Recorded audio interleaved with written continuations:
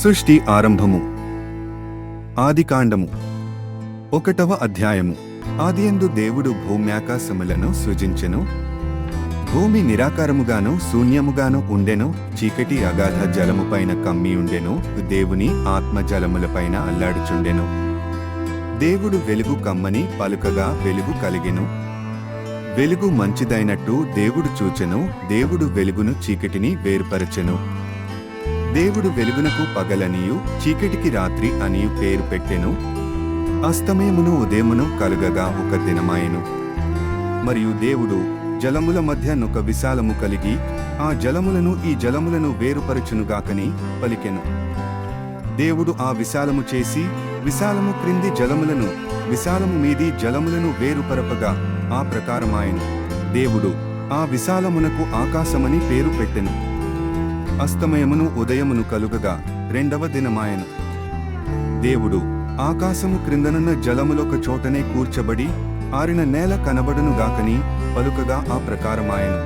దేవుడు ఆరిన నేలకు భూమి అని పేరు పెట్టెను. జలరాశికి ఆయన సముద్రములని పేరు పెట్టెను. అది మంచిదని దేవుడు చూచెను. దేవుడు గడ్డిని విత్తనములిచ్చు చెట్లను భూమి మీద తమ తమ జాతి ప్రకారము తమలో విత్తనములు గల ఫలమిచ్చు ఫలవృక్షములను భూమి మొలిపించుగాకని పలుకగా ఆ ప్రకారమాయెను. భూమి గడ్డిని తమ తమ జాతి ప్రకారము విత్తనములిచ్చు చెట్లను తమ తమ జాతి ప్రకారము తమలో విత్తనములు గల ఫలవృక్షములను మొలిపింపగా అది మంచిదని దేవుడు చూచెను. అస్తమయమును ఉదయమును కలుగగా 3వ దినమాయెను. దేవుడు పగటిని రాత్రిని వేరుపరచునట్లు ఆకాశ విశాలమందు జ్యోతులు కలుగును గాకనియు అవి సూచనలను కాలములను దిన సంవత్సరములను సూచించుటకై యుండుగాకని భూమి మీద వెలుగిచ్చుటకు అవి ఆకాశ విశాలమందు జ్యోతులయుండుగాకనియు పలికెను. ఆ ప్రకారమాయెను.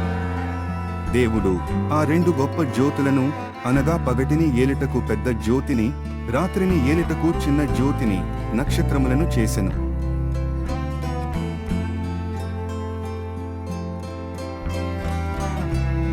భూమి మీద వెలుగిచ్చుటకును పగటిని రాత్రిని ఏలుటకును వెలుగును చీకటిని వేరుపరచుటకును దేవుడు ఆకాశ విశాలమందు వాటినుంచెను.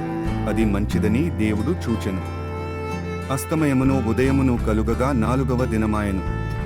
దేవుడు జీవము కలిగి చలించు వాటిని జలములు సమృద్ధిగా పుట్టించెను గాకనియు పక్షులు భూమిపైని ఆకాశ విశాలములో ఎగురును గాకనియు పలికెను. దేవుడు జలములలో వాటి వాటి జాతి ప్రకారము జలములు సమృద్ధిగా పుట్టించిన మహా మత్స్యములను జీవము కలిగి చలించు వాటినన్నిటినీ దాని దాని జాతి ప్రకారము రెక్కలు గల ప్రతి పక్షిని సృజించెను. అది మంచిదని దేవుడు చూచెను. దేవుడు మీరు ఫలించి అభివృద్ధి పొంది సముద్ర జలములలో నిండి యుండుడనియు పక్షులు భూమి మీద విస్తరించును గాకనియు వాటిని ఆశీర్వదించెను. అస్తమయమును ఉదయమును కలుగగా 5వ దినమాయెను. దేవుడు వాటి వాటి జాతి ప్రకారము జీవముగల వాటిని అనగా వాటి వాటి జాతి ప్రకారము పశువులను పురుగులను అడవి జంతువులను భూమి పుట్టించుగాకని పలికెను. ఆ ప్రకారమాయెను. దేవుడు ఆయా జాతుల ప్రకారము అడవి జంతువులను ఆయా జాతుల ప్రకారము పశువులను ఆయా జాతుల ప్రకారము నేలను ప్రాకు ప్రతి పురుగును చేసెను. అది మంచిదని దేవుడు చూచెను. దేవుడు మన స్వరూపమందు మన పోలికే చొప్పున నరులను చేయుదము. వారు సముద్రపు చేపలను ఆకాశ పక్షులను పశువులను సమస్త భూమిని భూమి మీద ప్రాకు ప్రతి జంతువును ఏలుదురుగాకనియు పలికెను. దేవుడు తన స్వరూపమందు నరుని సృజించెను. దేవుని స్వరూపమందు వాని సృజించెను. స్త్రీనిగాను పురుషునిగాను వారిని సృజించెను. దేవుడు వారిని ఆశీర్వదించెను. ఎట్లనగా మీరు ఫలించి అభివృద్ధి పొంది విస్తరించి భూమిని నిండించి దానిని లోపరుచుకునుడి.